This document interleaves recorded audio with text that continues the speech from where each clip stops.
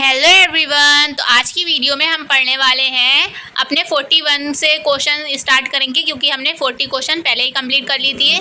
और ये किस सब्जेक्ट के क्वेश्चंस हैं मैं आपको बता देती हूँ। तो ये बीए थर्ड ईयर 6 सेमेस्टर का इंग्लिश लिटरेचर जो हमारा सब्जेक्ट है उसका पेपर सेकंड चल रहा है, मीडिया एंड जर्नलिस्टिक राइटिंग। और ये जो सिलेबस है ये सभी यूनिवर्सिटी का सेम नहीं है, यूपी स्टेट की कुछ यूनिवर्सिटी का ये सिलेबस है, ठीक है। तो ये यूनिट फर्स्ट है हमारी, जो हमने पहले ही कंप्लीट कर ली है। पूरी प्लेलिस्ट बना दी है इस सब्जेक्ट की, उसका लिंक आपको डिस्क्रिप्शन में मिल जाएगा, वहाँ पर आपको सारी क्लासेस इस सब्जेक्ट की मिल जाएंगी, ठीक है। और यूनिट सेकेंड अब हमारी चल रही है, जिसमें हमने 40 क्वेश्चन पहले ही कर चुके हैं और कॉन्सेप्ट भी कर चुके हैं। तो बाकी जो बचे हुए 40 क्वेश्चन हैं वो आज की वीडियो में हम करेंगे। तो देख लेते हैं अब अपने क्वेश्चन। तो ये तो हम पहले ही कर चुके हैं, तो आज की वीडियो में हम यहाँ से स्टार्ट करेंगे क्वेश्चन नंबर 41 से, ठीक है। तो इसमें क्वेश्चन है हमारा, what is a common disadvantage associated with the excessive use of social media. Excessive यानी अत्यधिक यूज़। सोशल मीडिया का अत्यधिक यूज़ से जुड़ा एक सामान्य नुकसान क्या है इसका डिसएडवांटेज अगर हम इसका बहुत ज़्यादा यूज़ करते हैं सोशल मीडिया का। ऑप्शन है इसमें A, increase productivity, B, enhanced mental health, C, cyber bullying and addiction, D, positive impact on academic settings. तो 41 का हमारा आंसर होगा सी। इसका क्या नुकसान है? साइबर बुलिंग एंड एडिक्शन, ठीक है, लत लग जाना। एडिक्शन मतलब होता है लत लग जाना, तो आंसर हो जाएगा इसका सी। नेक्स्ट है हमारा question number 42, how might social media algorithms contribute to polarisation. Social media algorithm ध्रुवीकरण में कैसे योगदान दे सकता है, पोलराइजेशन करने में कैसे योगदान देता है। ऑप्शन है इसमें A, by exposing user to diverse opinion, users को विविध राय से अवगत कराकर, बी है through the creations of filter bubbles के निर्माण के माध्यम से, सी है फैसिलिटेटिंग ओपन माइंडेड डिस्कशन, खुले दिमाग से चर्चा की सुविधा प्रदान करना, डी है डिस्करेजिंग इको चैम्बर, मतलब प्रतिध्वनि कक्षों को मतलब डिस्करेजिंग करना। तो 42 का हमारा आंसर है B, through the creation filter bubbles, ठीक है। इस तरीके से कंट्रीब्यूट कैसे करता है पोलराइजेशन में कि हम फिल्टर बबल क्रिएट कर सकते हैं। आंसर हो जाएगा इसका बी। नेक्स्ट है हमारा question number 43, what is a potential consequence of constant notifications and online content allure। allure मतलब होता है फुसलाना किसी को, तो इसका मतलब क्या हुआ? लगातार सूचनाओं और ऑनलाइन कंटेंट के आकर्षण का संभावित परिणाम क्या होता है हम पर। ऑप्शन है इसमें ए, इम्प्रूव्ड प्रोडक्टिविटी, उत्पादकता में सुधार आता है, इन्हेंस्ड फोकस, बढ़ा हुआ फोकस, सी है डिक्रीज प्रोक्रास्टिनेशन यानी विलंब में कमी, डी है डिस्ट्रैक्शंस एंड प्रोडक्टिविटी लॉस, व्याकुलता और डिस्ट्रैक्शन होना, किसी चीज़ से डिस्ट्रैक्ट होना है ना, और उत्पादकता हानि। तो 43 का हमारा आंसर है डी। लगातार सूचना और ऑनलाइन कंटेंट के आकर्षण से क्या होता है हमारे साथ? हम डिस्ट्रैक्ट होने लगते हैं एंड प्रोडक्टिविटी लॉस्ट भी होता है, तो आंसर हो जाएगा इसका डी। नेक्स्ट है हमारा question number 44, what does the conclusion emphasize regarding the use of social media। Social media के उपयोग के संबंध में निष्कर्ष किस पर जोर देता है। ऑप्शन है इसमें ए, एडवोकेट्स फॉर अनरेस्ट्रिक्ट्स यूज़ यानी अप्रतिबंधित उपयोग की वकालत करता है, बी है हाईलाइट्स ओनली द ड्रॉबैक्स यानी केवल कमियों पर प्रकाश डालता है, सी है stresses the importance of striking a balance, संतुलन बनाने के महत्व पर जोर डालता है, डी है रिकमेंडेड्स अवॉइडिंग सोशल मीडिया इंटायरली यानी सोशल मीडिया से पूरी तरह परहेज करने की सलाह देता है। तो क्या निष्कर्ष निकलता है सोशल मीडिया के यूज़ के संबंध में? तो इसका आंसर होगा हमारा सी, संतुलन बनाने के महत्व पर जोर देता है, ठीक है। क्या करता है? संतुलन बनाने के महत्व पर जोर देता है, आंसर सी। नेक्स्ट है हमारा question number 45, What is the primary focus of Instagram as a social media platform? Social media platform के रूप में इंस्टाग्राम का फोकस किस पे है, क्या करता है, क्या कार्य है उसका, कह सकते हैं हम। ऑप्शन है इसमें ए text based communication. Text based communication करता है क्या हम इस पर सिर्फ टेक्स्ट बेस्ड कम्युनिकेशन करते हैं? तो ये तो आंसर होगा नहीं, हम वीडियो और फोटो भी तो अपलोड करते हैं, है ना। बी है फोटो एंड वीडियो शेयरिंग। सी है real time short form content. D है प्रोफेशनल नेटवर्किंग। तो 45 का हमारा आंसर होगा बी। फ़ोटो और वीडियो शेयर करते हैं ना हम इंस्टाग्राम पर, वही ज़्यादातर रील्स वगैरह वो सब वीडियो में आ जाता है ना, और फ़ोटो भी पोस्ट करते हैं, तो आंसर हो जाएगा इसका बी। नेक्स्ट है हमारा question number 46। Which social media platform is known for its real time short form content and limited tweets to 280 characters. यानी कौन सा सोशल मीडिया प्लेटफॉर्म अपने वास्तविक समय लघु रूप सामग्री और 280 अक्षरों तक सीमित ट्वीट्स के लिए जाना जाता है। सिर्फ हम 280 कैरेक्टर्स लिख सकते हैं। ऑप्शन है इसमें A Facebook, B Instagram, C Twitter, D LinkedIn. तो 46 का हमारा आंसर है सी ट्विटर। साफ इन्होंने ट्वीट वर्ड का यूज़ कर दिया है, इसमें सिर्फ 280 कैरेक्टर्स तक हम लिख सकते हैं, तो आंसर हो जाएगा इसका सी ट्विटर। नेक्स्ट है हमारा question number 47। What is the distinctive features of Snapchat? Snapchat का जो है विशिष्ट डिस्टिंक्टिव मतलब एक विशिष्ट फीचर क्या है, क्या विशेषता है?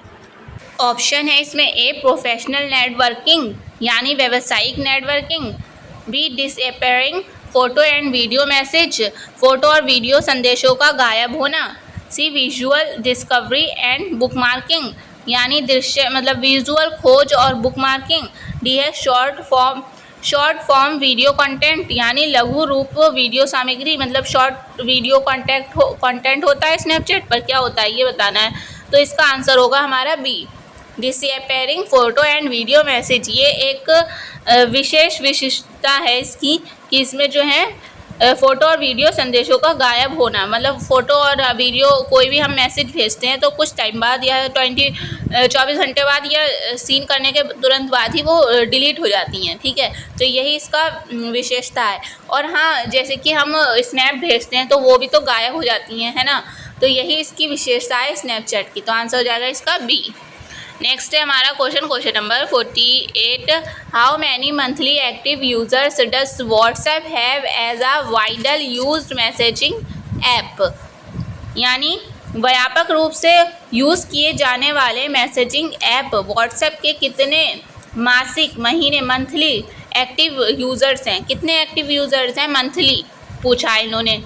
ऑप्शन है इसमें A over 1 billion, B over 2 billion, C around 400 million, D over 550 million यानी 550 मिलियन। तो बी इसका आंसर होगा B over 2 billions. Over 2 billions 2 billion से ज़्यादा है ना, ज़्यादा वो हैं users active monthly active users, ठीक है, व्हाट्सएप पर, तो आंसर हो जाएगा इसका बी। नेक्स्ट क्वेश्चन है हमारा question number 49। What is the primary focus of YouTube as a social media platform?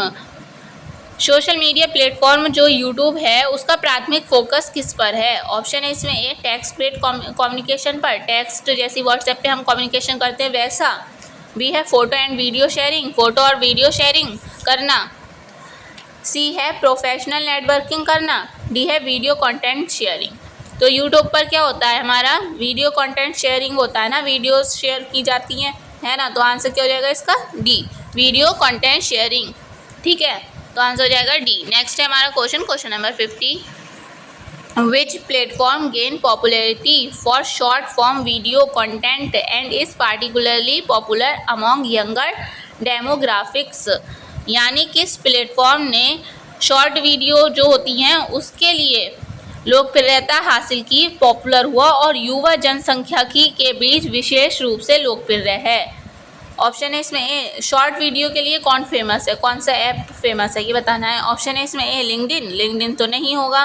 B TikTok, C Pinterest, Pinterest क्या होता है, पिंटरेस्ट में फ़ोटो वीडियोज़ भी होती हैं, ठीक है, सिर्फ फ़ोटो और वीडियोज़ देख सकते हैं आप, वो उसमें बहुत अच्छी। डी है रेडिट।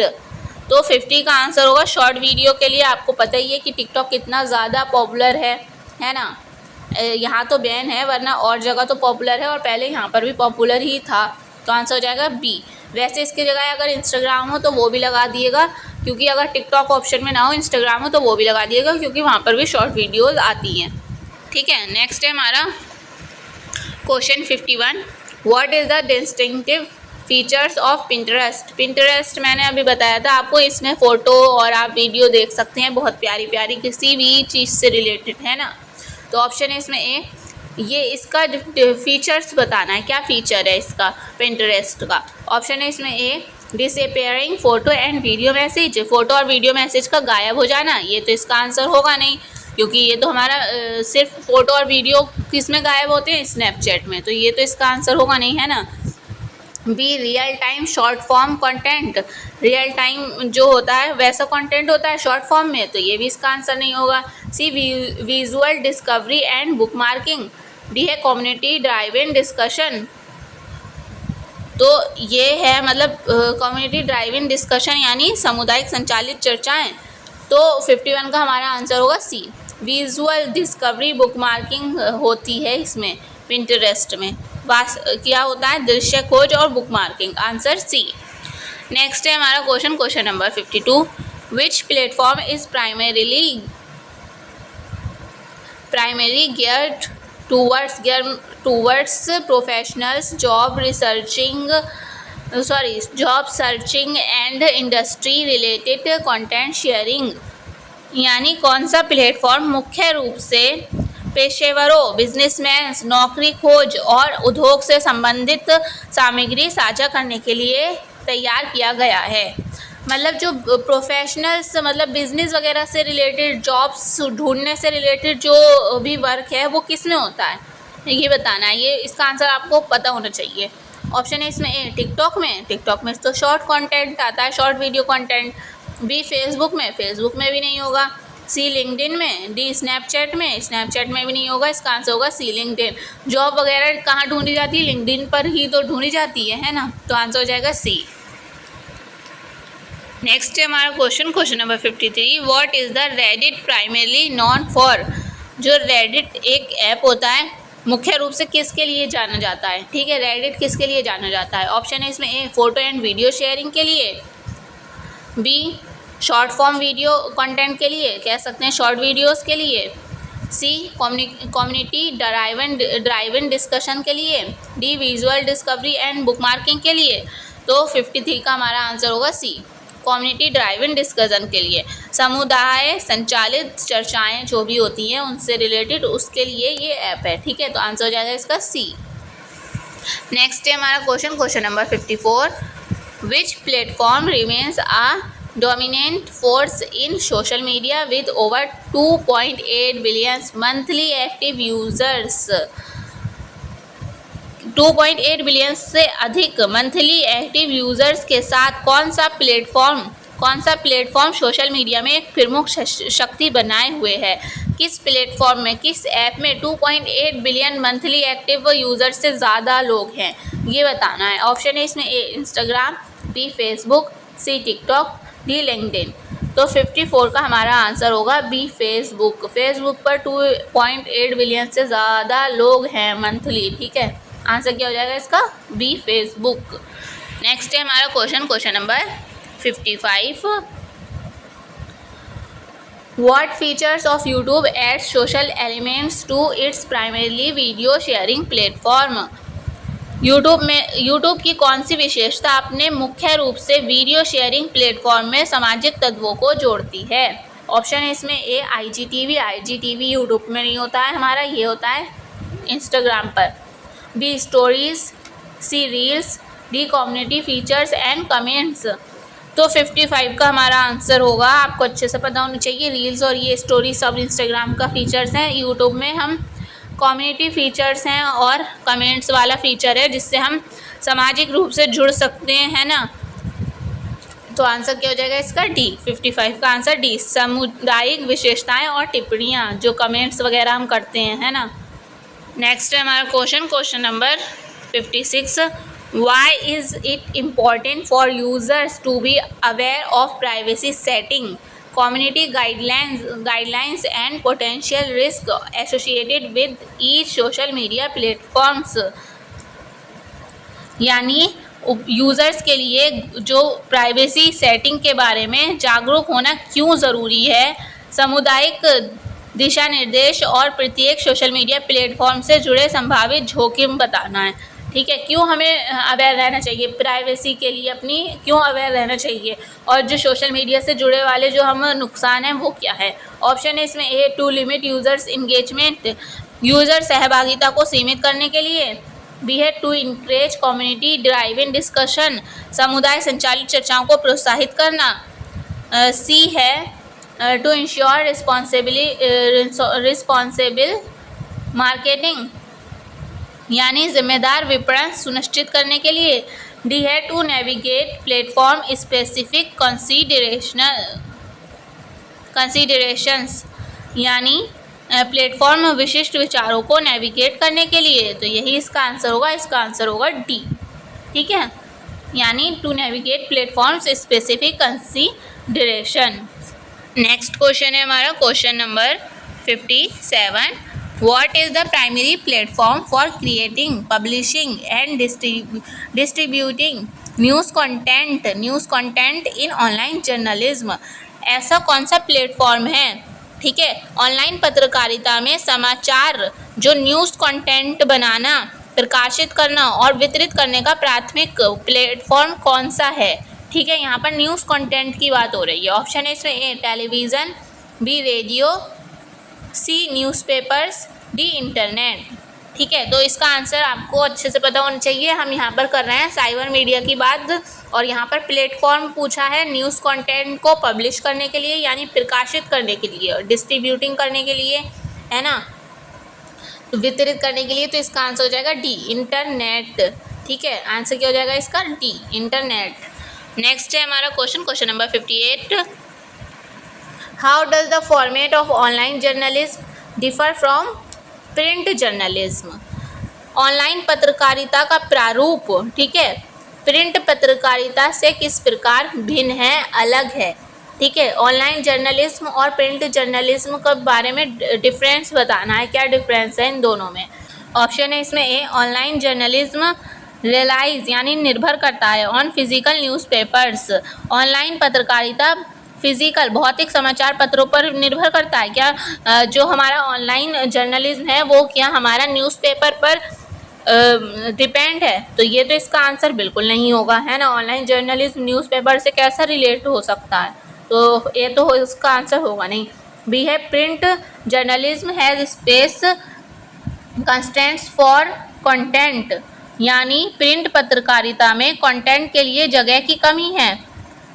ठीक है, तो यही इसका आंसर हो जाएगा, क्योंकि हम प्रिंट में एक लिमिट हो सकती है कि हम कितनी न्यूज़ प्रिंट करवा सकते हैं, है ना, दिन भर में, और बार बार प्रिंट भी नहीं करवा सकते, एक ही बार प्रिंट करवा सकते हैं। जैसे कि न्यूज़पेपर ही होते हैं, एक ही बार प्रिंट होते हैं ना दिन भर में, तो इस टाइप से तो इसकी कमी होती है, स्पेस की, न्यूज़ देने के स्पेस की कमी होती है। पर ऑनलाइन जर्नलिज्म क्या होता है, उसमें अनलिमिटेड हम न्यूज़ दे सकते हैं।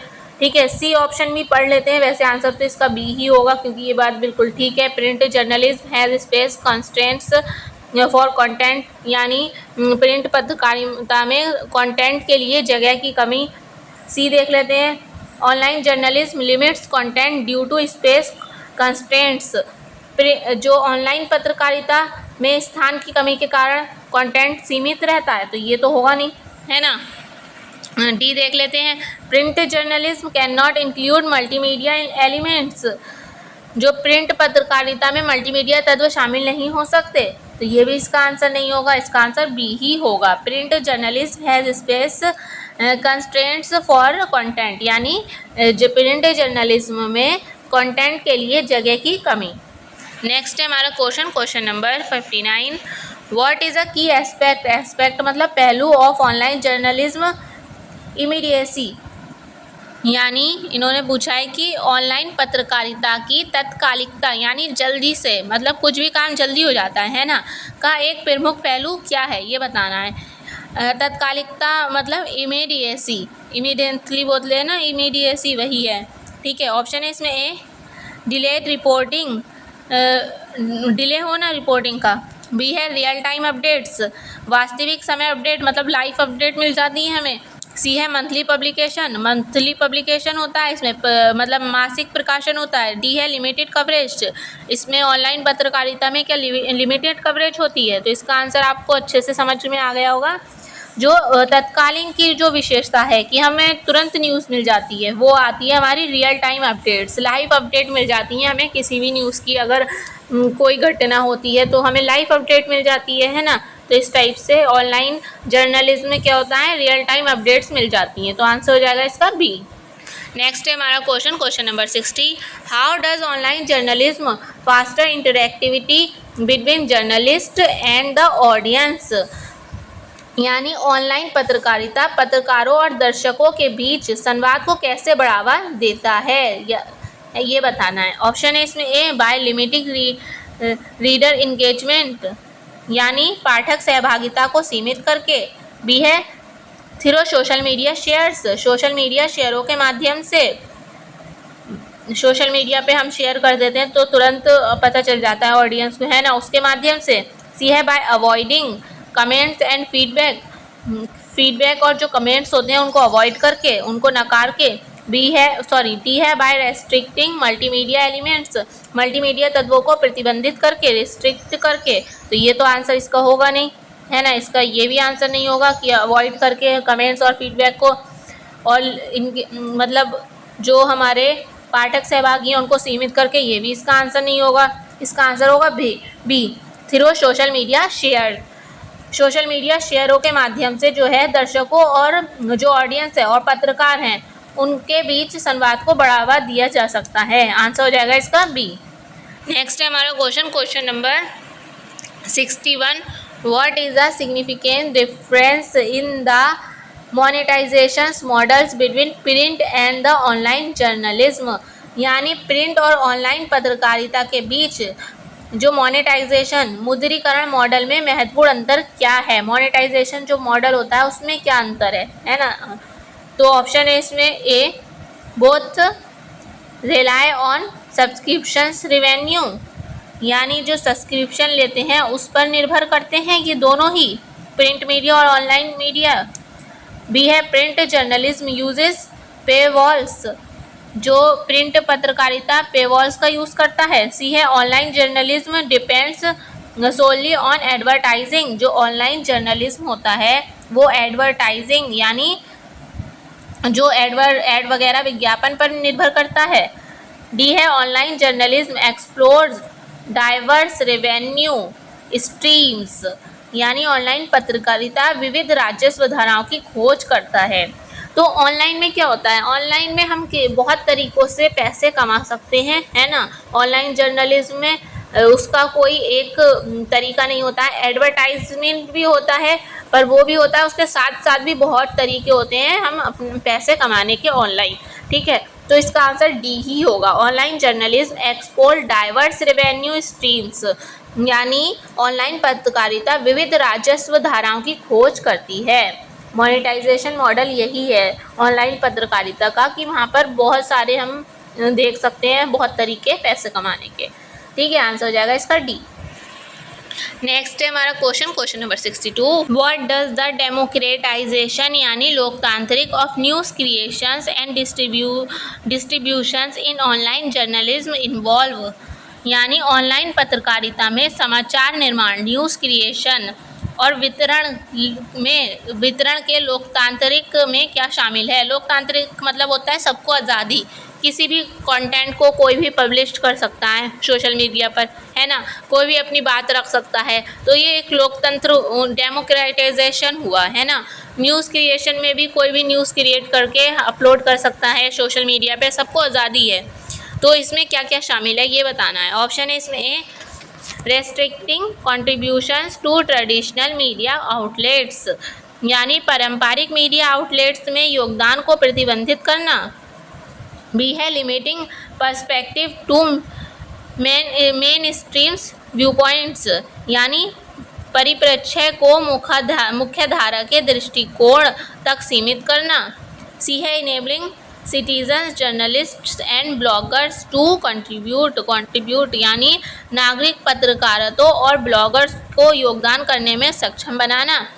जो नागरिक होते हैं वो भी इसमें जर्नलिस्ट बन सकते हैं और ब्लॉगर्स भी, ठीक है, तो उनका योगदान बहुत महत्वपूर्ण रहता है इसमें। तो आंसर हो जाएगा इसका सी, 62 का आंसर हो जाएगा सी, ठीक है। नेक्स्ट देख लेते हैं option, excluding niche topics from coverage, यानी कवरेज में विशिष्ट विषयों को बाहर करना। तो ये तो होगा नहीं आंसर, है ना, तो इसका आंसर क्या ही रहेगा, सी रहेगा।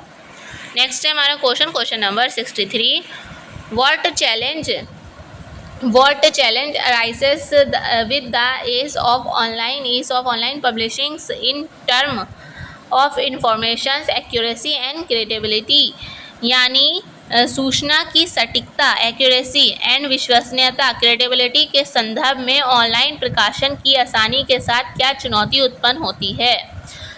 जो सटीकता होती है इन्फॉर्मेशन की, अगर न्यूज़पेपर में कोई न्यूज़ आती है तो हम 100% श्योर होते हैं कि ये न्यूज़ बिल्कुल ठीक है, फेक नहीं है। पर अक्सर ये होता है कि सोशल मीडिया में, साइबर मीडिया में फेक न्यूज़ भी आ जाती है, मिस इन्फॉर्मेशन भी होती हैं, डिसइन्फॉर्मेशन भी होती हैं, है ना। तो ये एक चुनौती है हमारे लिए कि हम गलत न्यूज़ के पीछे ना पड़ जाएं, कहीं उस पर यकीन ना कर लें। तो ऑप्शन देख लेते हैं इसमें, ए है इन्हेंस्ड फैक्ट चेकिंग कैपेबिलिटीज़, यानी जो बढ़ी हुई तथ्य जांच की क्षमताएं। बी है rapid spread of miss information and fake news, मतलब बहुत जल्दी गलत सूचना और मिस इन्फॉर्मेशन और फर्जी खबरों का बहुत जल्दी से फैलना, है ना। बुरी खबरें वैसे ही ज़्यादा जल्दी फैलती हैं, तो ये इसका चुनौती है। सी है increased reliability of online sources की विश्वसनीयता में वृद्धि। डी है decreased importance of readers navigation का महत्व कम होना। तो ये भी इसका आंसर नहीं होगा, इसका आंसर होगा बी। ऑनलाइन प्लेटफॉर्म का यही चुनौती है कि वहाँ पर गलत इन्फॉर्मेशन और फेक न्यूज़ बहुत जल्दी फैलती हैं, ठीक है। तो आंसर क्या हो जाएगा इसका बी।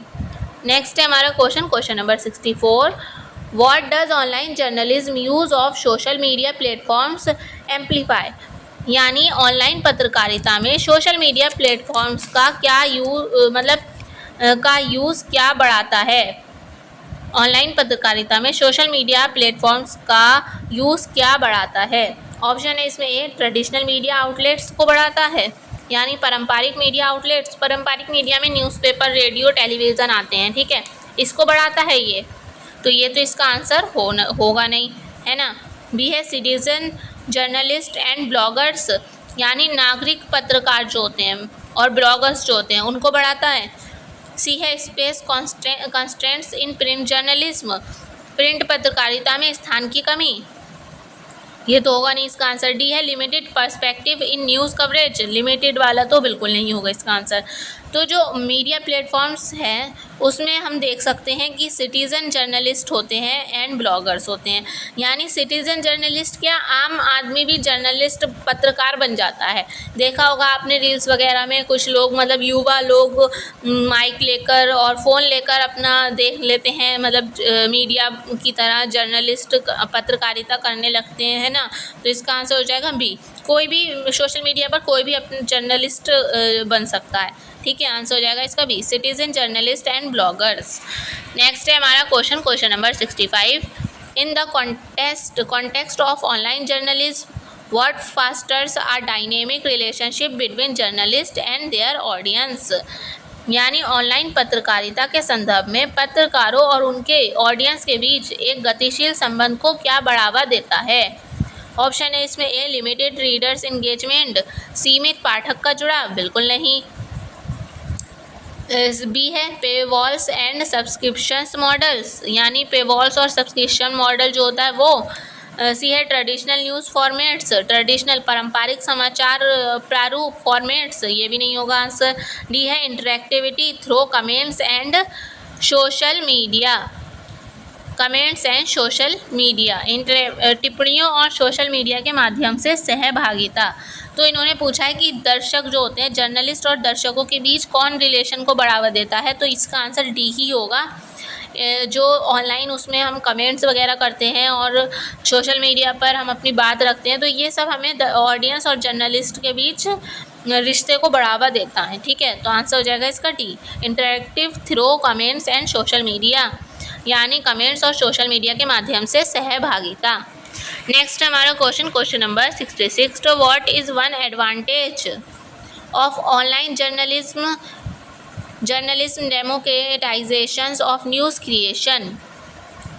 ऑनलाइन पत्रकारिता द्वारा समाचार निर्माण के लोकतंत्रीकरण का एक लाभ क्या है? मतलब कोई भी न्यूज़ दे सकता है, किसी को भी न्यूज़ देने की आज़ादी है ऑनलाइन प्लेटफॉर्म्स पर, तो इसका लाभ क्या है? ऑप्शन है इसमें A, increase control by traditional media outlets, यानी पारंपरिक मीडिया आउटलेट्स के द्वारा नियंत्रण में भी वृद्धि हुई है, तो ये तो इसका आंसर होगा नहीं, है ना। बी है रिड्यूस डाइवर्सिटी ऑफ पर्सपेक्टिव, यानी दृष्टिकोण की विविधता में कमी, मतलब लोगों का व्यू पॉइंट्स की जो अलग अलग होता है उसमें कमी आई है।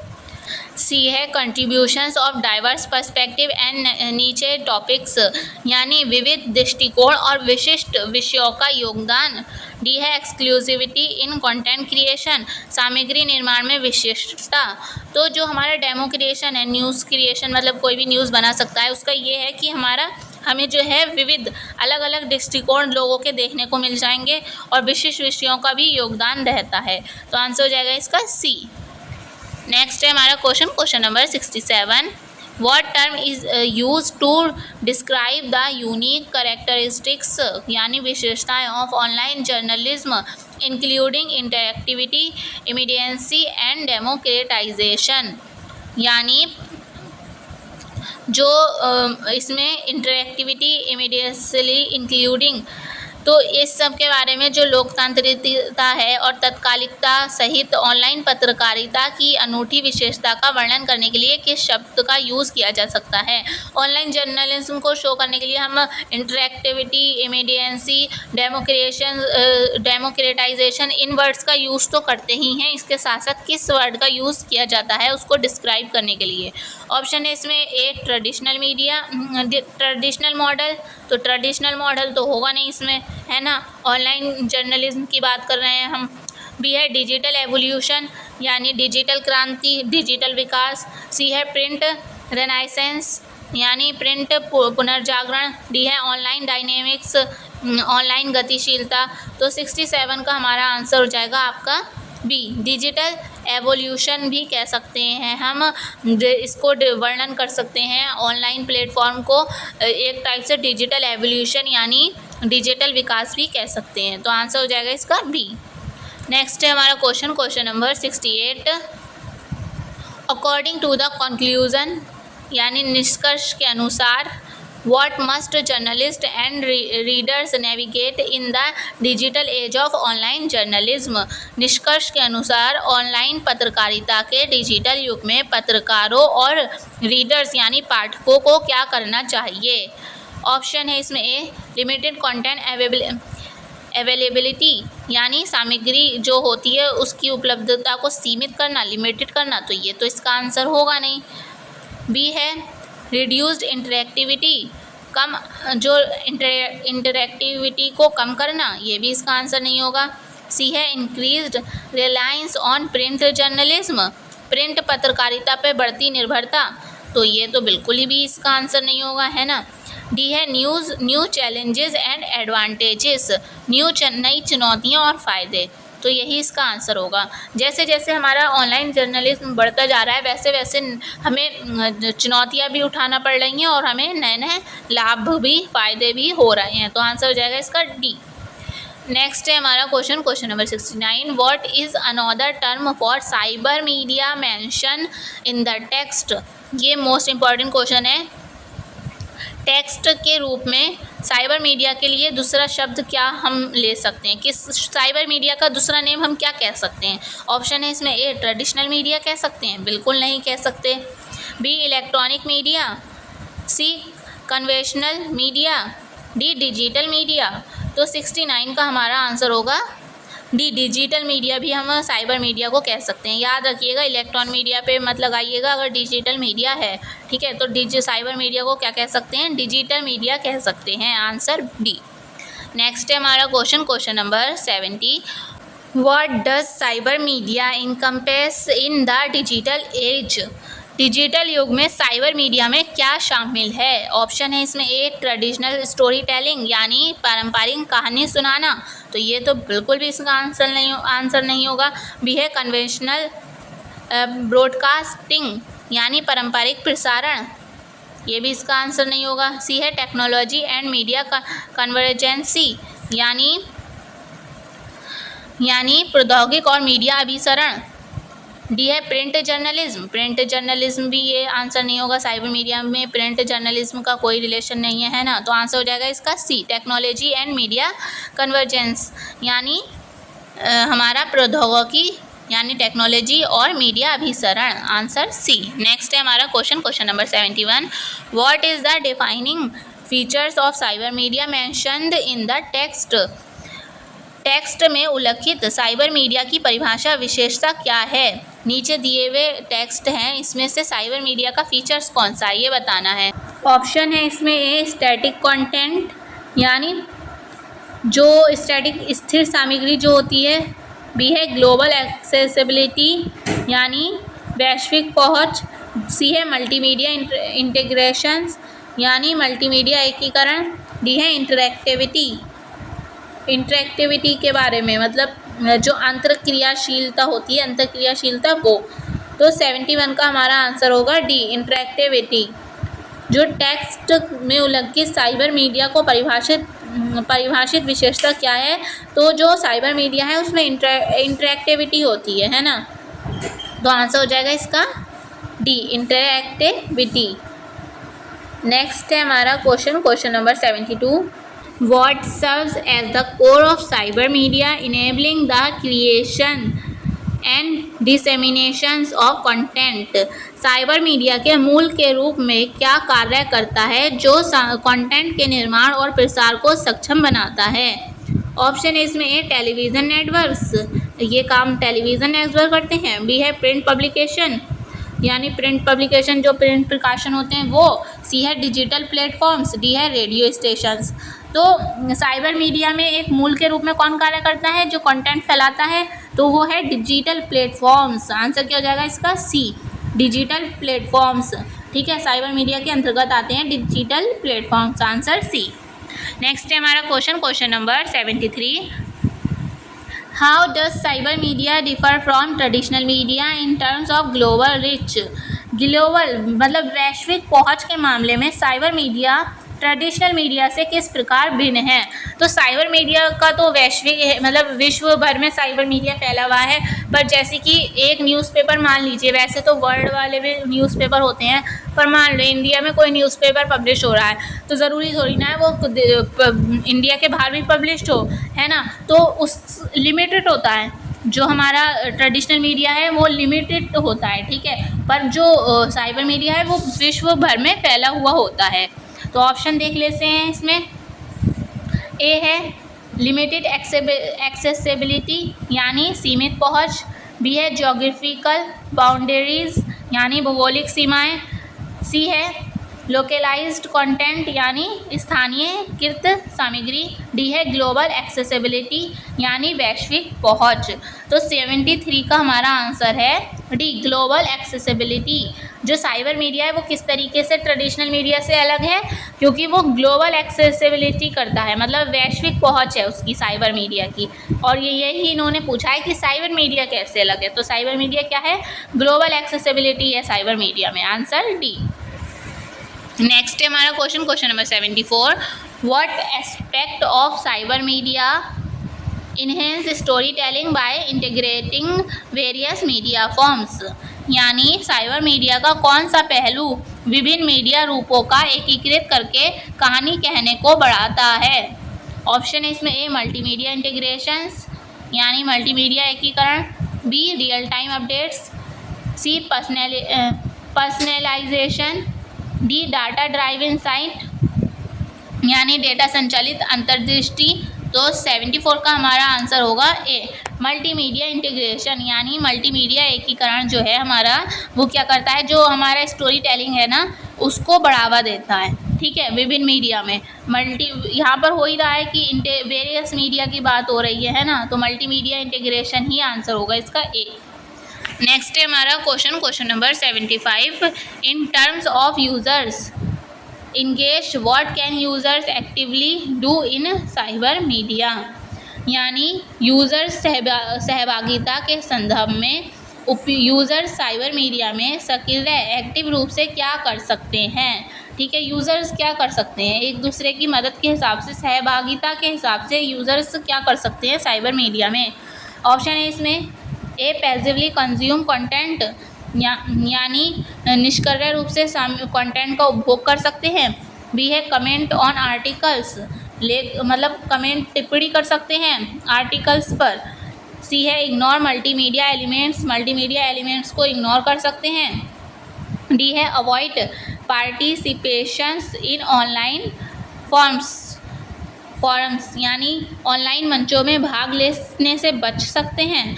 तो हमारा इसमें ये तो करेंगे नहीं, है ना, क्यों बचेंगे वो ऑनलाइन, मतलब ऑनलाइन उसमें भाग लेने से। इग्नोर मल्टीमीडिया एलिमेंट्स को इग्नोर भी नहीं करेंगे। पैसिवली कंज्यूम कंटेंट, निष्क्रिय रूप से कंटेंट को कंज्यूम भी नहीं करेंगे। तो आंसर हो जाएगा इसका बी।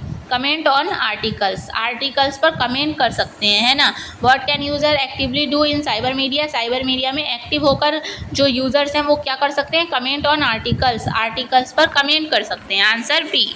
नेक्स्ट है हमारा question number 76। How does cyber media utilise algorithm and user data to enhance user experience, यानी साइबर मीडिया यूज़र्स अनुभव को बढ़ाने के लिए एल्गोरिथम और यूज़र्स डेटा का उपयोग कैसे करता है। ठीक है, तो ऑप्शन है इसमें A by limiting content recommendations, B ignoring users preference, यानी जो प्रेफरेंस होता है उसको इग्नोर करना यूज़र के। सी है ऑफरिंग पर्सनलाइज कंटेंट रिकमेंडेशंस, यानी जो रिकमेंडेशन है उसकी जो भी उसकी रिकमेंडेशन है उसको पर्सनलाइज करके ऑफ़र करना। डी है रेस्ट्रिक्ट डाटा कलेक्शन, डाटा संग्रह को प्रतिबंधित करना। तो 76 का हमारा आंसर होगा सी, ऑफरिंग पर्सनलाइज्ड कंटेंट रिकमेंडेशंस। ठीक है, आंसर क्या हो जाएगा इसका सी। मतलब साइबर मीडिया उपयोगकर्ता, मतलब जो यूज़र्स अनुभव को बढ़ाने के लिए एल्गोरिथम एंड यूज़र्स डेटा का यूज़ कैसे करता है, ऑफरिंग पर्सनलाइज्ड कंटेंट रिकमेंडेशंस। ठीक है, आंसर सी। नेक्स्ट है हमारा क्वेश्चन नंबर 77।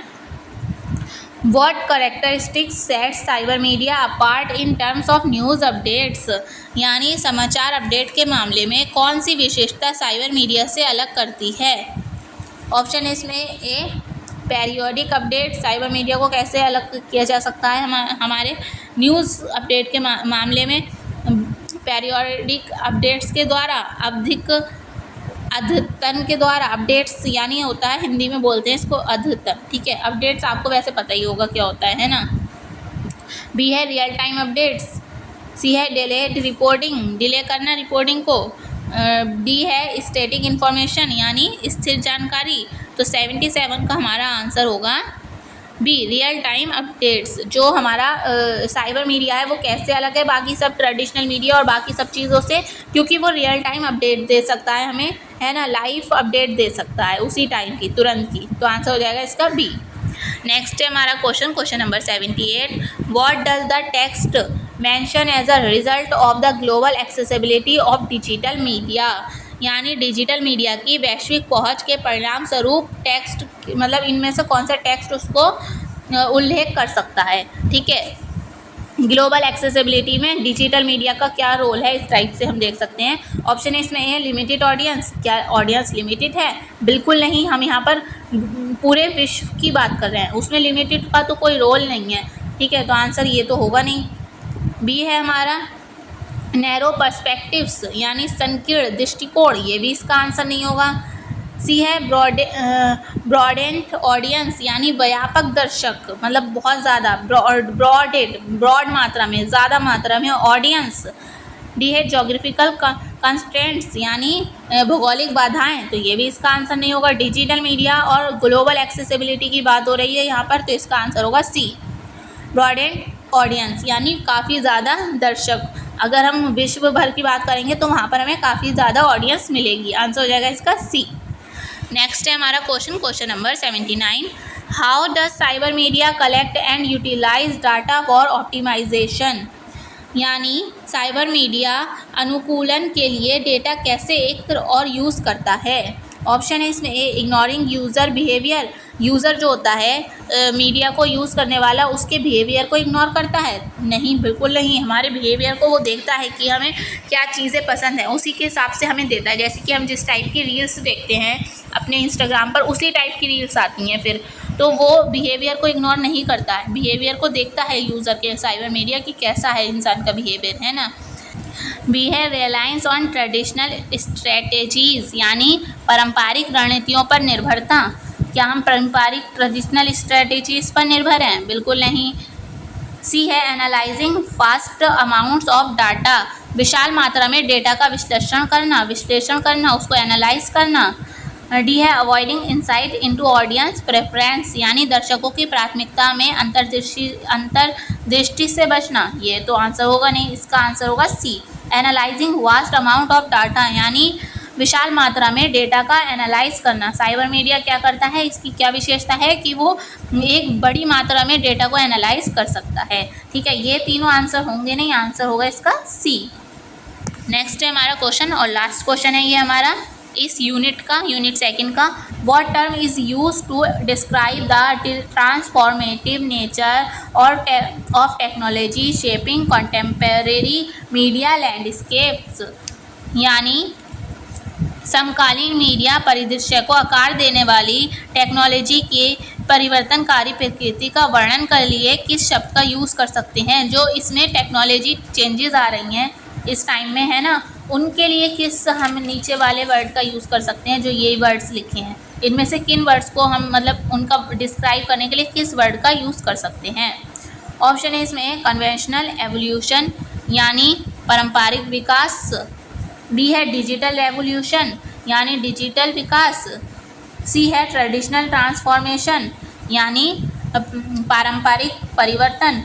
डी है मीडिया स्टैग्नेशन यानी जो मीडिया का ठहराव, स्थिरता। तो अगर हम जो चेंजेस आ रहे हैं टेक्नोलॉजी में, है ना, उसको हम कैसे किस वर्ड से डिस्क्राइब कर सकते हैं, तो वो होगा हमारा बी डिजिटल रेवोल्यूशन यानी डिजिटल विकास। ठीक है, इजी क्वेश्चन है, आपको समझ में आ जाएगा, बस इसकी लैंग्वेज समझना ज़रूरी होगी, उसको ध्यान से पढ़ना ज़रूरी होगा, है ना। What term is use to describe, जो नीचे दिए गए टर्म्स हैं उसको डिस्क्राइब मतलब इसको डिस्क्राइब करने के लिए, उसका वर्णन करने के लिए कौन सा वर्ड का यूज़ हम कर सकते हैं। The transformative nature of technology का जो परिवर्तनशील जो नेचर है उसको कैसे डिस्क्राइब कर सकते हैं, हमें ये बताना है ना। मीडिया में तो डिजिटल रेवोल्यूशन कह सकते हैं हम, तो आंसर हो जाएगा इसका बी। ठीक है, तो ये हमारा यूनिट जो 2 है वो भी कंप्लीट होती है और यूनिट 1 भी पहले ही कंप्लीट हो चुकी है, तो उसका लिंक आपको प्लेलिस्ट मैंने बता दी है, डिस्क्रिप्शन में लिंक मिल जाएगा, वहाँ से आप देख सकते हैं। और इसका PDF कहाँ मिलेगा, उसका लिंक भी आपको डिस्क्रिप्शन में मिल जाएगा, टेलीग्राम ग्रुप का, वहाँ पर आपको इस PDF और आंसर की और कॉन्सेप्ट, ठीक है, यूनिट 1 और 2 का कॉन्सेप्ट भी कराया है, तो पूरा सारा PDF आपको वहाँ मिल जाएगा। ठीक है, क्लास के हिसाब से ही होगा, क्लास के बाद ही PDF लगा होगा ग्रुप पर। ठीक है, तो वहाँ से आप PDF देख लेना, और वीडियो थोड़ी भी हेल्पफुल रही हो तो प्लीज़ वीडियो को शेयर ज़रूर कर देना। तो अब मिलते हैं नेक्स्ट वीडियो में। Thank you for watching.